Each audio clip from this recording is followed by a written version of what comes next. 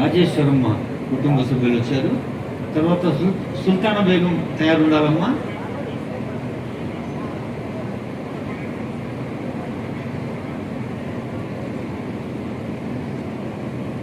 అందుబాటులో ఉన్న అధునాతన సాంకేతిక ప్రక్రియల్ని వాడుకొని సులభంగా, సరళంగా, పారదర్శకంగా ప్రభుత్వ బెనిఫిట్స్ పొందడానికి ఉపయుక్తంగా ఉంటుంది. రాజేశ్వరి బృందానికి శుభాకాంక్షలతో సుల్తానా బేగం అమ్మ రావాలి. సమాచారాన్ని అంతా ఒక్క ఫ్యామిలీ డిజిటల్ కార్డుకి ఒక్క క్లిక్ ఎట్లయితే ఆధార్ను ఆ రోజు మన్మోహన్ సింగ్ గారు ప్రవేశపెట్టడంతో ప్రతి మనిషికి దేశంలో గుర్తింపు వచ్చిందో 137 కోట్ల మందికి ఈరోజు ఆధారం ఉంది అని అంటే అదే ఆధారమైంది ప్రభుత్వం ఇచ్చే సంక్షేమ పథకాలకు. అట్లాంటి ఆధార్ను ఇంకా మెరుగుపరిచి ఈరోజు ఫ్యామిలీ డిజిటల్ కార్డు రూపంలో ప్రతి కుటుంబానికి అర్హత కలిగిన వాళ్లకు అన్ని సంక్షేమ పథకాలను అందుబాటులోకి తీసుకురావాలని ఒక్క క్లిక్తో సమాచారం అంతా సంక్షిప్తంగా ఉండి ప్రభుత్వ శాఖలలో ఉండే అధికారులకు అందుబాటులో ఉండాలని ఇవాళ ఈ విధానాన్ని ప్రవేశపెట్టినాం. ఈరోజు ఈ family digital card 1 nation 1 ration ఏదైతే ఉన్నదో ఆ విధానంలో భాగంగా 1 స్టేట్ 1 కార్డు తెలంగాణ రాష్ట్రంలో ప్రతి కుటుంబానికి ఒక గుర్తింపు కార్డునివ్వాలి. ఆ గుర్తింపు కార్డులో వాళ్ళకు అందుబాటులోకి తీసుకొచ్చిన సంక్షేమ పథకాలన్నిటిని కూడా డిజిటలైజ్ చేసి కంప్యూటర్లో పొందుపరిచి ఏ శాఖ కావాలన్నా వాటిని చూడడానికి అర్హులైన వాళ్ళందరికీ సంక్షేమ పథకాన్ని అమలు చేయాలని ఈ విధానాన్ని తీసుకొచ్చినాము. ఇవాళ ఈరోజు ప్రవేశపెట్టిన ఫ్యామిలీ డిజిటల్ కార్డు ఇదే రేషన్ కార్డు, ఇదే మీ ఆరోగ్యశ్రీ కార్డు, ఇదే మీ రైతు బీమా కార్డు, ఇదే మీ ఫీజు రియంబర్స్మెంట్ కార్డు, ఇదే మీ ఇందిరమ్మ ఇల్లుకు అర్హత, ఇదే మీకు కళ్యాణ లక్ష్మిని పొందడానికి అర్హత వస్తుంది. ప్రతి సంక్షేమ పథకం 200 యూనిట్లు ఉచిత కరెంటు కావచ్చు, ఆర్టీసీ బస్సు ఉచిత ప్రయాణం కావచ్చు, ఈ రకంగా రాష్ట్ర ప్రభుత్వం అమలు చేస్తున్న ప్రతి సంక్షేమ పథకాలను ఇందులోకి తీసుకొచ్చి అన్ని రకాలుగా మీ కుటుంబాలకు ఈ కార్డు ఒక రక్షణ కవచం కల్పించడానికి ఈ ఫ్యామిలీ డిజిటల్ కార్డుని రాష్ట్ర ప్రభుత్వం తీసుకొచ్చింది. భాష గది ఇవాళ ఆ పాపం చుట్టూతో కట్టుకున్న ఇల్లు ఎవరివి? కేటీఆర్కు లేదా, హరీష్కు లేదా, కేవీపీ రామచంద్రరావుకు లేవా? చుట్టూతా మీరు కట్టుకున్న ఇండ్ల డ్రైనేజీ హైదరాబాద్ ప్రజలు తాగునీళ్ళను కలిపి మా ఇల్లు గులగొట్టొద్దు కాబట్టి ముసుగు దొరకడానికి మూసీ కావాల్సి వచ్చిందా? మీకు మూసీని అడ్డం పెట్టుకొని ఎంతకాలం బతుకుతారా? మీరు ఎంతకాలం తప్పించుకుంటారు? వారం రోజులు, 10 రోజులు, 15 రోజులు, నెల రోజులు అయినా వదల మీ భర్తం పట్ట మీరు అనుకుంటున్న ఒక్కరిని చింతపండు చేస్తా. మూసి పేదలకు ఏం చేద్దామో చెప్పండి. ప్రతి పేదవాడికి మంచి ఖాళీలు చేసి ఇల్లు కట్టిద్దామా? కట్టిద్దాం చెప్పండి. ప్రభుత్వం దగ్గర భూమి లేవా? ప్రభుత్వం గొడ్డుపోయిందా? జవహర్ నగర్ లో 1000 ఎకరాలు ఉంది ప్రభుత్వాన్ని.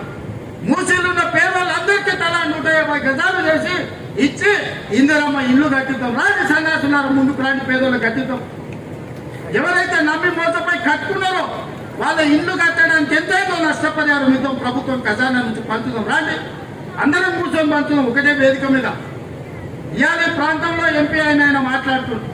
ఇక ఆయన గురించి నేను ఎక్కువ మాట్లాడదు. సంబంధించిన భూములల్లో ఇండ్లు కట్టుకున్నారు పేదోళ్ళు. ఇవాళ వాళ్ళకి ఓటర్ లిస్ట్ లో కంటోన్మెంట్ ఎలక్షన్ ఉంటే వాళ్ళకి ఓటర్లలో పేరు లేదు. వాళ్ళు కనీసం ఓటు హక్కు కూడా తీసుకురాలేదు. 10 ఏళ్ళు ముఖ్యమంత్రి ఉండి 10 ఏళ్ళు రాష్ట్రంలో అధికారం చెలాయించి ఇవాళ అందుకే వాళ్ళకి శాశ్వతమైన ఓటు హక్కు తీసుకురావాలంటే ఈ రక్షణ శాఖ భూమిని తెలంగాణ రాష్ట్ర ప్రభుత్వం బదిలీ చేసుకుని తెలంగాణ రాష్ట్ర ప్రభుత్వం రక్షణ శాఖకు ఆల్టర్నేట్ ల్యాండ్ ఇచ్చి ప్రత్యామ్నాయంగా భూమినిచ్చి భూమిని బదలాయించి ఈ ప్రాంతంలో ఉన్న పేదలకు ఇళ్ళ పట్టాలు ఇవ్వాలని ఇవాళ మేము నిర్ణయం తీసుకున్నాం. ఇంతకుముందు మిత్రుడు శ్రీ గణేష్ అదే అంశాన్ని నా దృష్టికి తీసుకొచ్చారు. మా రెవెన్యూ శాఖ మంత్రి గారు నాకు చెప్తున్నారు, అన్న ఎంత భూమి అయినా బదలాయించు, వాళ్ళందరికీ పట్టాలు ఇవ్వాలి అని. ఇవాళ ఇట్లాంటి మంచి కార్యక్రమాలు తీసుకొని మేము ముందుకు వస్తుంటే వాటి మీద సూచనలు చేయకుండా, వాటి మీద మాట్లాడకుండా ఇవాళ ఏదేదో మాట్లాడుతున్నాడు. ఆయన మాటలకు మీకు అందరికీ అర్థమై ఉంటుంది. అధికారం కోల్పోవడంతో విచక్షణ కూడా కోల్పోయింది. ఏం మాట్లాడుతున్నాడో, ఎందుకు మాట్లాడుతున్నాడో నాకైతే అర్థం కాలే. 10 ఏళ్ళు మీరు ఉన్నారు, 10 ఏళ్ళు ఏలేరు, నిరుద్యోగుల ఉసురు పోసుకున్నారు, మీ ఉద్యోగం వాళ్ళు ఊడగొట్టారు. ఈ ప్రభుత్వం వచ్చినాక 90 రోజుల్లో 30,000 ఉద్యోగాలు ఇదే ఎల్పీ స్టేడియంలో ఒక్కొక్కరికి పేరున పిలిచి వాళ్ళకు ఉద్యోగాలు ఇచ్చింది ప్రభుత్వం కాదా? చాలా రోజుల నుంచి తెలంగాణ రాష్ట్రం వచ్చిన తర్వాత తెలంగాణలో తండాలలో, గూడాలలో, మారుమూల పల్లెల్లో, పట్టణాలలో, బస్తీలలో చాలామంది మా కుటుంబంలో సభ్యులు పెరిగిండ్రు.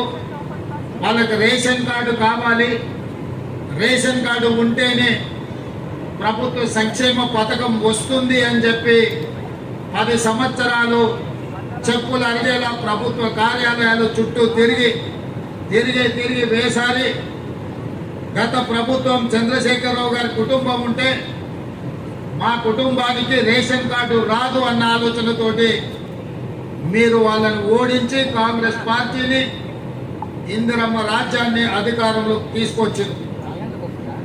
అధికారంలోకి వచ్చిన మేము బాధ్యతాయుతంగా ప్రతి పేదవాడికి రేషన్ కార్డును అందించాలన్న ఆలోచనతోని వివిధ రాష్ట్రాలలో తీసుకుంటున్న నిర్ణయాలు, అమలు చేస్తున్న విధానాల మీద అధికారిక బృందాలను పంపించి మంత్రివర్గ ఉపసంఘాన్ని ఏర్పాటు చేసి మెరుగైన విధానాన్ని తెలంగాణ ప్రజలకు అందించాలి అని ఒక నిర్ణయం తీసుకున్నాం.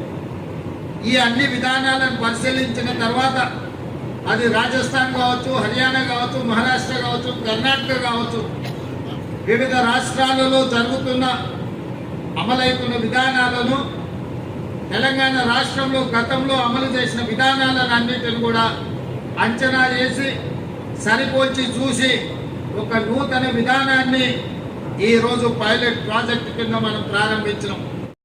రెవెన్యూ శాఖ మంత్రులు పొంగులేటి శ్రీనివాసరెడ్డి గారు, greater Hyderabad municipal corporation mayor Gadwal Vijayalakshmi గారు, రాజ్యసభ సభ్యులు అనిల్ కుమార్ యాదవ్ గారు, స్థానిక శాసనసభ్యులు మీ అభిమాన నాయకుడు శ్రీ గణేష్ గారు, అదేవిధంగా శాసన మండలి సభ్యులు మీర్జా రిబుజుల్ అవేంది గారు, అదేవిధంగా ఎమ్మెల్సీ మీర్జా రెహమల్ అలీ బేగ్ గారు, డిప్యూటీ మేయర్ శ్రీలత శోభన్ రెడ్డి గారు, అదేవిధంగా మాజీ కేంద్ర మంత్రివర్యులు వేణుగోపాలాచారి గారు, వేం నరేందర్ రెడ్డి గారు, అదేవిధంగా ఐటీ విభాగానికి సంబంధించిన ముఖ్య అధికారులు, మున్సిపల్ శాఖకు సంబంధించిన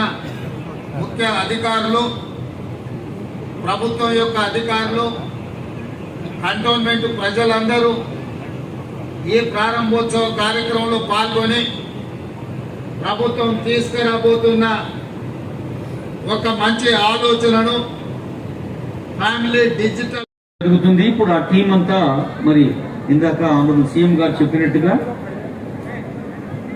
ప్రభుత్వం నిర్దేశించిన స్థలాల్లో ఫీల్డ్ సర్వేకు వెళ్తారు. కార్డు ఒకటే, ప్రయోజనాలు ఎన్నో. ఒక చిన్న వేలి స్పర్శతో డిజిటల్ స్క్రీన్ పై అన్ని వివరాలు అందుబాటులో తీసుకొచ్చే సర్వే ఫామ్ ఆవిష్కరించారు.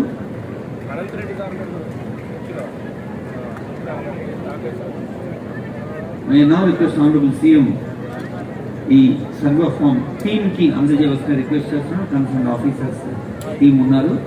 ఆ తర్వాత కొందరు బెనిఫిషరీస్ కి లాంఛనంగా జరుగుతుంది. ఇప్పుడు ఈ సర్వే ఫామ్ తీసుకొని మీ దగ్గరకు వస్తారు. మరి కుటుంబ పెద్ద ఈరోజు అమ్మవారి నవరాత్రులు ఆరంభం, అమ్మనే ఆ ఇంటి పెద్దగా ఇందాక చెప్పారు నాన్న సీఎం వారి సందేశంలో. తల్లిని హెడ్ ఆఫ్ ది ఫ్యామిలీ చేస్తూ ఈ సర్వే ఫామ్స్ అన్ని నియోజకవర్గాల్లో ఎంపిక చేసిన పైలట్ ప్రాజెక్ట్ యొక్క అమల్లోకి వస్తారు. ఇప్పుడు కొద్దిసేపట్లోనే కొందరు బెనిఫిషరీస్ ని, కొందరు లబ్ధిదారుల్ని ఆహ్వానిస్తున్నాం. గౌరవనీయులైన వర్ష మేడం, వర్ష గారు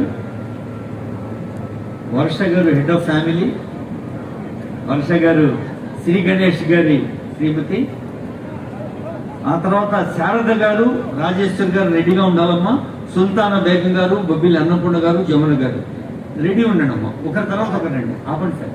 మేడం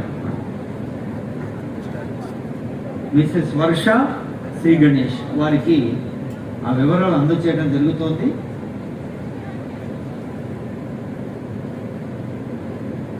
I now request కష్టజీవులు, కర్మవీరులు వీరంతా పేద కుటుంబాలకు ప్రతినిధులు కొందరున్నారు.